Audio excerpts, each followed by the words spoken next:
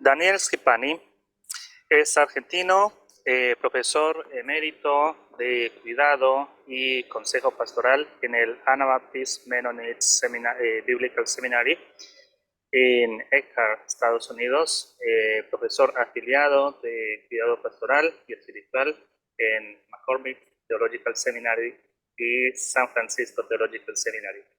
Conferencista y profesor visitante en numerosas instituciones en las Américas y en Europa.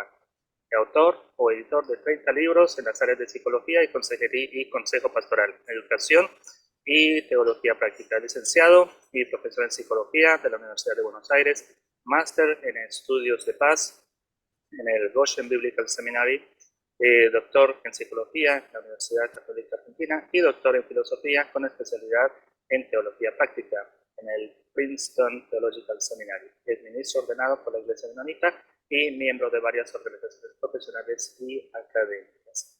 Así que adelante, Daniel, te escuchamos. Muchas gracias. Muy buenas tardes, saludos para todas y todos ustedes. Un gusto compartir estos momentos con mi compatriota Malena, con quien descubrimos hoy que compartimos el nacimiento el 16 de abril. Así que en confianza ese día nos pueden recordar. Hablando de nacimiento, este tema del aborto tiene para mí una resonancia muy personal, porque a los 35 años, cuando por fin me animé a preguntarle a mis padres por qué había 8 años de diferencia entre mi hermana, mi única hermana, y yo, me explicaron que después del nacimiento de mi hermana, el aborto, el embarazo de mi mamá sería contraindicado. Ella contrajo una enfermedad con una sintomatología de tipo epiléptica. El asunto es que, obviamente, por las razones que fueran, bueno, las razones son obvias, ¿no? Pero su embarazo, 8 años después, resultó eventualmente en mi nacimiento y fui recibido con, imagínense, una hermana de 8 años con mucha gracia y mucho privilegio. Así que para mí este tema tiene, como digo, una resonancia personal muy especial. Al mismo tiempo, por mi labor pastoral y de consejería, he tenido oportunidad de acompañar a parejas y a algunas mujeres en particular en ciertas situaciones. Así que es a partir de ahí que puedo y tengo la oportunidad de compartir unos pocos pensamientos. Hoy trataré de limitarme al tiempo que se nos ha fijado. Voy a también compartir aquí, espero que se vea unas pocas diapositivas. Se ven, ¿verdad? ¿Pueden verla? Sí, se ve. Bueno, no sé cuántos de ustedes saben que hoy, 25 de marzo, otro asunto interesantísimo, 25 de marzo es el Día del Niño por Nacer. No sé cuántos de ustedes sabían eso. Es cierto, lo están celebrando principalmente iglesias evangélicas en Argentina y católicas. Parece que fuimos el primer país del mundo en contar con esta fecha. Fue vinculada por tradición y por fe cristiana con la mención de la concepción de Jesús en María. Basado en la Convención Internacional de los Derechos del Niño, agregada a nuestra Constitución Nacional, de hecho, en la que se define el niño como todo ser humano desde el momento de su concepción hasta los 18 años. Esto es muy interesante y muy importante tener en cuenta porque como supongo conocen ustedes, hermanos y hermanas, no solamente argentinos, sino de otros países, que en tiempos muy recientes hemos tenido movilizaciones masivas en relación a la iniciativa que culminó con la modificación legal del aborto en Argentina, en el que desde despenalización se ha convertido en un derecho amparado por la ley. Y obviamente el tema del aborto encierra tanto y no tenemos tiempo para abocarnos a lo que el tema amerita considerar, ¿no? Sexualidad, amor, la ley, Biblia, teología, el misterio de la vida, la procreación. Siguiendo con el tema tan magistralmente presentado por Harold en la mañana, ¿no? ¿Qué significa el acercamiento en ternura al niño por nacer? Es una frase muy interesante, ¿verdad? Bien, en pocas palabras, lo que quiero presentar es más que nada cierto marco de referencia en vez de una cantidad de datos, porque este tema es tan complejo e interesante. Ubicar el aborto en la visión de la Iglesia como comunidad de cuidado y plenitud humana. Comprender todo aborto. Atención, no solamente el aborto provocado, así llamado intencional, sino también el aborto espontáneo como circunstancia crítica de violencia. En todo aborto hay violencia, conflicto y pérdida. Y proponer un patrón de acompañamiento. Yo trabajo con una visión de la Iglesia. Disculpen, esta diapositiva tal vez no sé si la pueden ver bien, pero confío en que en otro momento ustedes tendrán acceso para lo que pueda utilizarse. Este es un cuadro muy sencillo presentando las comunidades de fe como comunidades de cuidado, acompañamiento y plenitud humana. En el caso del aborto, con rojo quiero simplemente ilustrar algunas de las maneras como dentro de la congregación y desde la congregación local podemos abarcar este tema. Con la orientación a la familia, a las personas solteras, sobre el cuidado de la salud integral y la prevención del embarazo no deseado, y del aborto en particular, con una teología bíblica sobre la vida humana, la sexualidad, el amor, especial pero no exclusivamente dirigido a la niñez, la adolescencia, la juventud, etcétera, etcétera. Dentro de la prevención primaria, la formación, hay muchas cosas que podemos hacer y debemos tener en cuenta, sobre todo en los tiempos en que vivimos, ¿no? En cuanto a lo que llamamos en psicología prevención secundaria, cuando la crisis aparece, y después prevención terciaria, en cuanto a recuperación. Consejo pastoral en situaciones de desorientación, conflicto, pérdida, duelo. Algo que creo que debemos hacer más y mejor es el acompañamiento de consolación en parejas que, como dicen y decimos, pierden a la criatura. ¿Qué pasa con eso? ¿Quedan solas? ¿Podemos acompañar? Porque eso también es problema del aborto, ¿no? No es solamente el aborto provocado. rituales de confesión en el caso de los abortos provocados. Hay, conozco y no hace mucho a parejas que, gracias a la confianza, ¿no? Han confesado una situación de, desde su punto de vista, especialmente de inmoralidad o de violencia o de aborto que ahora lamentan. No hace mucho, una mujer después de 10 años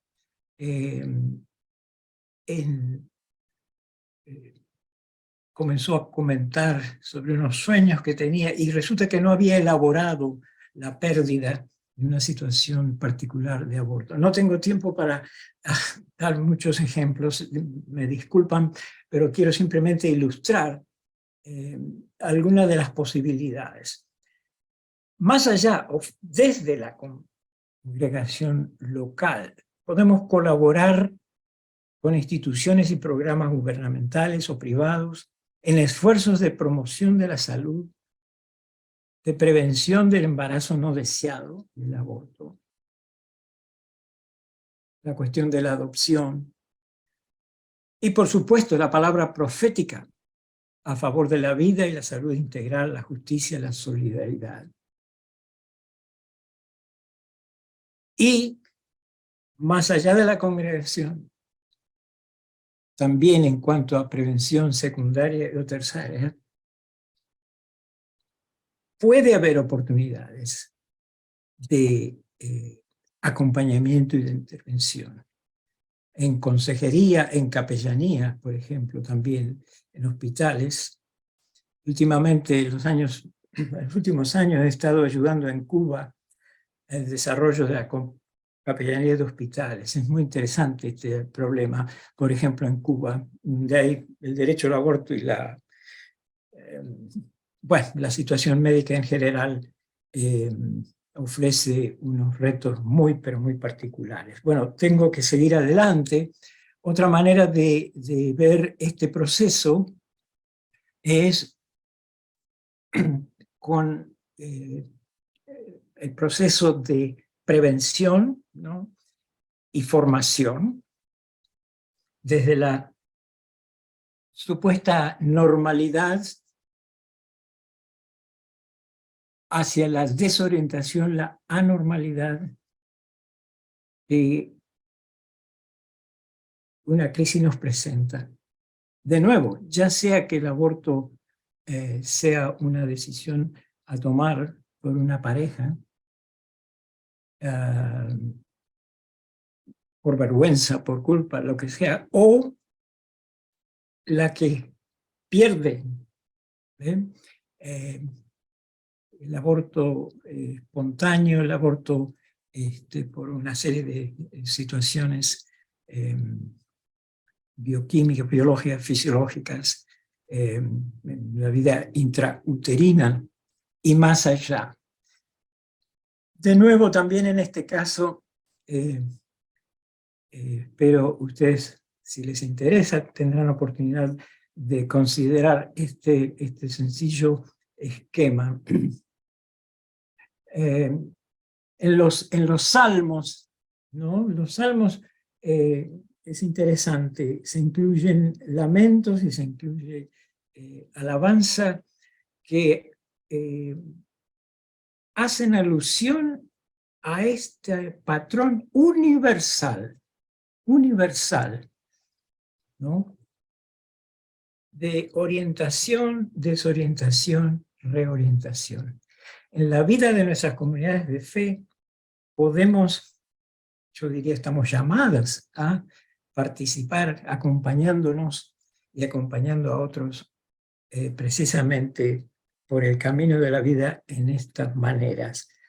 Y por último, quiero también compartir esta otra pauta de cómo relacionar interdisciplinariamente la cuestión teológica y la cuestión psicológica en los casos de aborto. no sé cómo voy con el tiempo, pero me parece que me falta poco. Por las dudas, tal vez nos quedamos acá. Este, Todavía tenés fíjense, 5 minutos, Daniel, ok, 5 minutos. ok, muy bien, muy bien. 5 minutos de 60 segundos cada uno, me imagino. Este, eh, lo ideal es lo que se presenta en el casillero número 1, ¿verdad? Un acercamiento teológicamente adecuado y psicológicamente funcional. En el caso del aborto, recordemos, como lucha, como conflicto interno y como pérdida.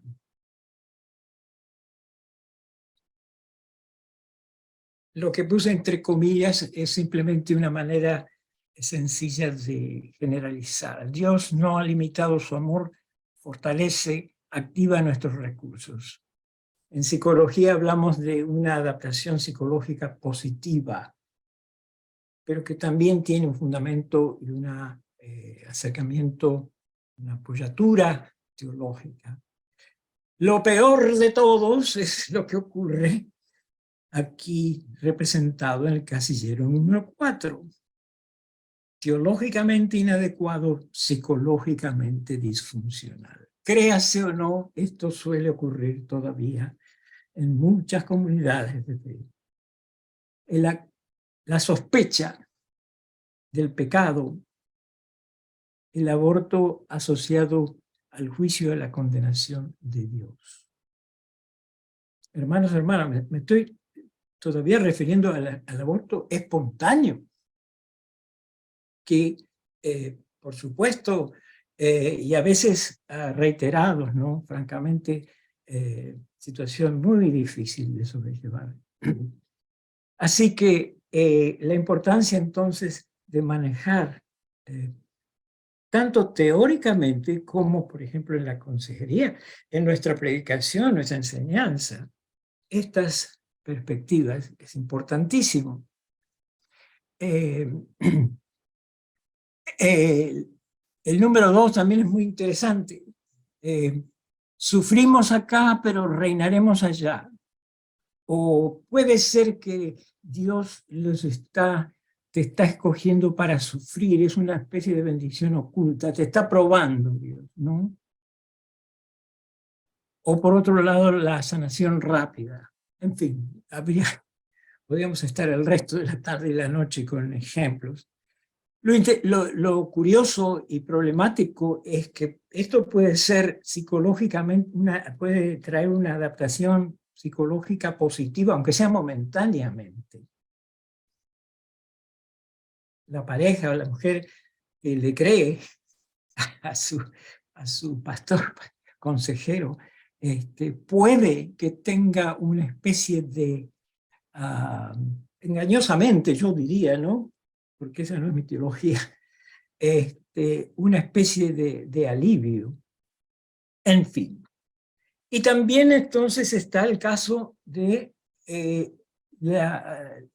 el acercamiento en el caso de los abortos provocados. Por lo general, esto es clandestino, ¿no? En mi experiencia, tanto pastoral como psicológica, a posteriori, tiempo después, suele aparecer eh, la necesidad, por lo menos, de procesar, de hablar de la situación. Lo que quiero señalar acá es el número 2, la problemática de la cuestión legal que se acompaña a la legalización del aborto como derecho. 1 minuto, estimado Daniel. Sí. Porque afirma la libertad humana como valor absoluto, el derecho a mi propio cuerpo, ¿no? Que en principio suena muy loable, pero que justamente junto con ello niega la calidad, la condición, la naturaleza humana del embrión y del feto. Ahí que está el problema, ¿verdad? ¿Dónde está el problema? Y es obvio que hay la posibilidad trae la posibilidad de una adaptación psicológica positiva. Elimina la cuestión o la minimiza, ¿no? Moral, el planteo ético correspondiente. Y hay posturas teológicas, francamente, hoy día, que endosan semejante postura. Yo quería simplemente de nuevo ilustrar aquí, ¿no? Con un acercamiento con el espíritu de ternura, una confrontación redentora es posible y necesaria. Que cuando el aborto provocado realmente es, ¿cómo diremos?, éticamente inaceptable. La posibilidad de la restauración, la posibilidad de, como trataba de señalar antes demasiado rápidamente, con el asunto de los rituales, ritual de confesión y de eventual consolación. En el caso que mencioné muy de pasadita, de aquella mujer y después la pareja que lamentó, hicimos un ritual muy sencillo, por ejemplo, de escribir una carta, porque después, atención, yo no traje el asunto lo trajo la persona. Yo no traigo mi agenda, ¿no? Quiero ser claro, y mucho menos una agenda condenatoria, pero surgió y trabajamos con eso. Y fue muy interesante porque parte del ritual fue escribir una carta a esta criatura que no llegó a ser. Le puso nombre, etcétera, etcétera. Muy conmovedora la cosa. Y resultó francamente para la persona una situación de sanación. Yo no estoy sugiriendo que eso deba ocurrir en todos los casos, simplemente estoy ilustrando qué queremos decir con esto de las posibilidades de confesión y consolación. Dentro de una comprensión, diría, eclesiológica de este tipo, la Iglesia como comunidad de cuidado, acompañamiento y plenitud humana.